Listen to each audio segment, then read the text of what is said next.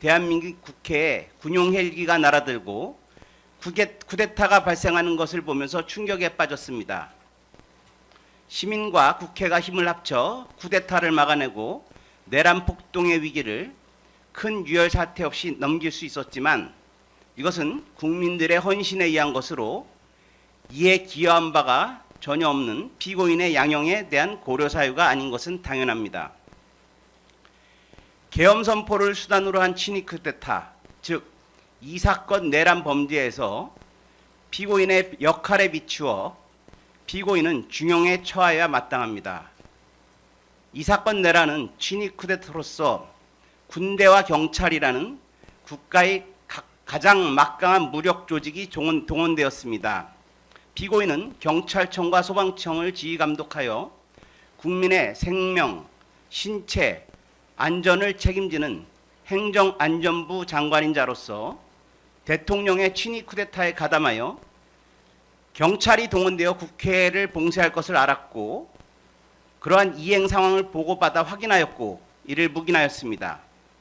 나아가 국민들이 위급한 재난 상황에서 의지하여 오던 소방 공무원들에게조차 국민들의 생명과 안전에 위협이 되는 단전단수를 지시하였습니다. 군과 경찰을 동원하지 못하는 친위 쿠데타는 성공할 가능성이 없습니다. 한편 비상계엄을 통한 일시적인 권력 장악에 성공하더라도 국민과 여론의 지지와 헌법 개정 없이는 그렇게 잡은 독재 권력을 장기간 유지할 수 없습니다. 윤석열 정부는 행안부 내에 경찰국을 신설하여 행안부 장관의 경찰에 대한 장악력을 강화하였습니다.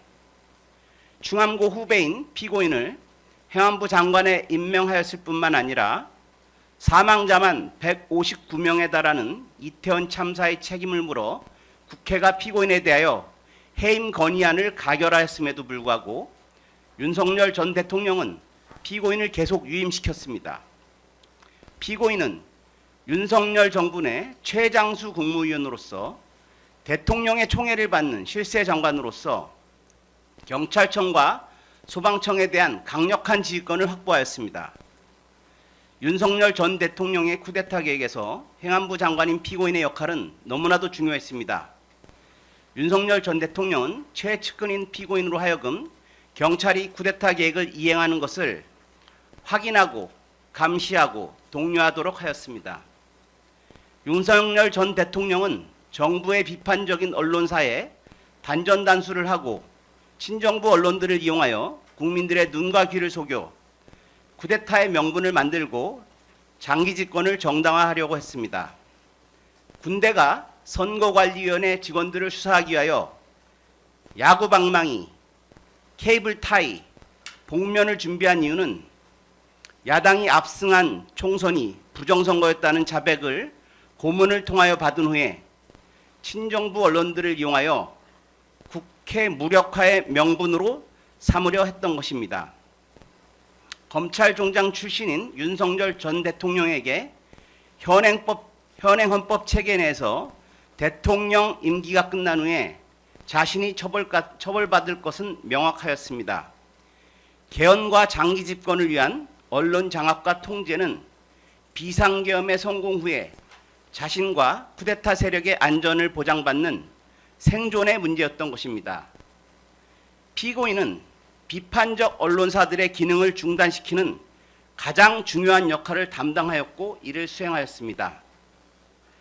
판사만 15년을 하였던 엘리트 법조인이 언론사 단전단수가 언론 통제를 위한 용도라는 것, 그리고 단전단수를 하는 과정에서 심각한 인명피해가 발생할 수 있는 중대한 범죄라는 것을 몰랐을 리는 없습니다. 참고로 우리 헌법 제175조는 전기의 공급이나 사용의 방해를 예비 음모만 한 경우에도 징역 5년 이하에 처하도록 하는 중대한 공공위험 범죄로 규정하고 있습니다. 그런데 피고인은 윤석열 대통령에 대한 개인적 충성심 때문에 그리고 그러한 충성에 대한 대가로 주어졌던 그리고 쿠데타가 성공하면 계속 주어질 최고위층 권력자의 삶을 탐하여 국민의 생명 안전을 책임지는 행정안전부 장관으로서의 의무를 저버렸습니다. 피고인이 진술과 주장을 계속 변경하고 있습니다만 피고인이 자신의 잘못을 전혀 반성하지 않는 것은 명백합니다. 피고인은 대통령 집무실 탁자 위에 놓여 있는 문건을 힐끔 봤더니 거기에 단전단수에 관한 부분이 있었고 국민의 안전을 걱정하는 마음에 소방청장에게 전화를 하여 경찰이 단전단수 요청을 하더라도 신중하게 대응하라고 말했다고 주장합니다. 또 피고인은 자신은 대통령으로부터 아무런 지시 문건을 받은 것이 없다고 주장하면서 계엄의 밤에 피고인이 대접견실에서 꺼내보았고 한덕수 총리와 11분에 걸쳐서 상의하였던 문건에 대해서는 그것이 무엇인지 기억이 나지 않는다고 주장합니다. 이러한 변명들은 듣는 사람조차 납북스럽게 만드는 초라하고 비루한 변명입니다. 피고인의 거짓말, 증거인멸, 위증으로 인하여 후대의 교훈이 될 123 비상계엄의 진실은 왜곡되고 국민과 우리의 후손들은 123 계엄의 진상과 실체를 알 수 없게 되고 있습니다. 우리나라는 1961년 5.16 군사쿠데타, 1972년 유신 친위 쿠데타, 그리고 1979년 전두환 노태우 신군부의 12.12 군사 반란과 광주 민주화 시민운동을 탱크와 총칼로 짓밟은 5.17 비상계엄 확대의 쓰라린 역사가 있습니다. 5.17 비상계엄으로부터 약 15년 뒤에 시작된 재판에서 무기징역이 확정된 전두환, 징역 17년이 확정된 노태우에 대한 처벌은 추후 특별사면에 의해서 실제로 약 2년의 구금에 그쳤습니다. 그리고 전두환 노태우 재판으로부터 약 30년 후인 2024년 12월 3일 다시 이 사건 친위 쿠데타 내란 폭동이 발생하였습니다.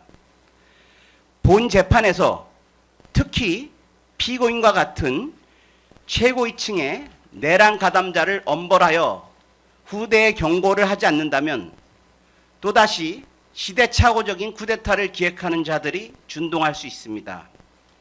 그리고 후세는 당시 대한민국은 역사에서 배운 것이 없었다고 쓸 것입니다. 피고인에 대한 형벌을 정함에 있어서 내란죄의 중대성, 법관으로 15년을 재직한 법조인으로서 123 비상계엄과 비상계엄 포고령의 위헌 위법성을 명백히 인식하였음에도 내란에 가담한 점, 자신의 지휘를 받는 경찰이 국회 봉쇄 등 내란 계획을 이행하는 것을 확인하고 감시한 점, 정부의 비판적인 언론사를 봉쇄하고 그 기능을 마비시켜 위헌적 계엄에 대한 우호적 여론을 조성하려 한 점, 본인의 죄책을 숨기고 위증죄를 추가로 범한 점, 최고위층 인사로서 대한민국의 은혜를 입고도 반성하지 않고 자신의 안위만을 생각하여 수사나 재판 과정에서 진실을 숨겨 역사의 기록을 훼손하고 후대에 씻을 수 없는 죄를 진 점 등이 고려되어야 할 것입니다. 대한민국 사법 시스템은 국가의 발전, 시대적, 경제적, 사회적 발전에 상응하여 양형 기준을 강화하여 왔습니다. 피고인을 엄히 처벌함으로써 고위공직자들에게 자신들의 의무를 상기시키고 다시는 대한민국에서 이러한 불행한 역사가 되풀이되지 않도록 하여야 할 것입니다. 이상의 점을 종합할 때 피고인에게 징역 15년을 선고하여 주시기 바랍니다. 감사합니다. 예. 자, 그럼 이것으로 검사님 구형 마치고요. 피고인 측 최후 변론 하시죠.